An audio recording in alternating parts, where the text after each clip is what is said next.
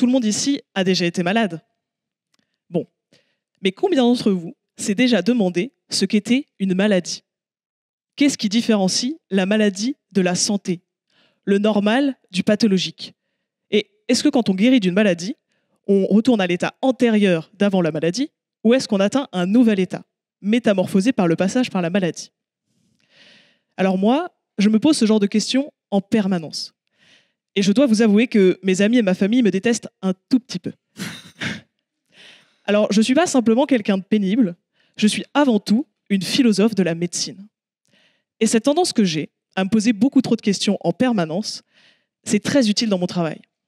Car je me demande ce qu'est la maladie de Charcot, aussi appelée sclérose latérale amyotrophique, SLA. La SLA, c'est une maladie neurologique qui atteint les neurones moteurs, les neurones qui relient votre cerveau à vos muscles. Elle consiste en une paralysie progressive jusqu'au décès des personnes atteintes dans un délai assez rapide. C'est une maladie très grave et pour l'instant encore incurable. Pour découvrir un maximum de choses sur la SLA, j'ai beaucoup lu. Des textes médicaux, biologiques, j'ai même pu parler à des neurologues et des biologistes à l'hôpital de la Pitié-Salpêtrière, mais j'ai aussi lu des articles de presse, des témoignages de patients et de patientes, j'ai pu voir des documentaires ou encore des films de fiction. Je me suis vite retrouvé au milieu d'une pluralité de discours portant tous sur la SLA, chacun ayant une perspective très différente sur la maladie. Et dans tous ces discours, il y a des formules qui m'ont interrogé, interpellé, malgré leur caractère d'évidence. Par exemple, la SLA est la moins rare des maladies rares.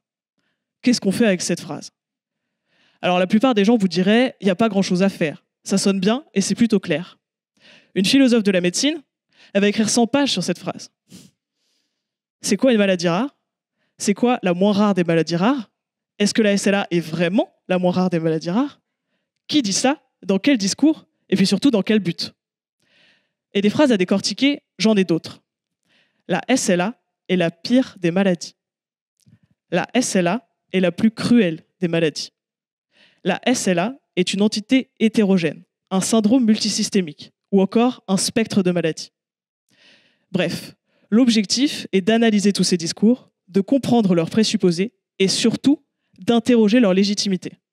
Est-ce qu'il faut les conserver en toute connaissance de cause ou bien est-ce qu'il faut chercher à les modifier?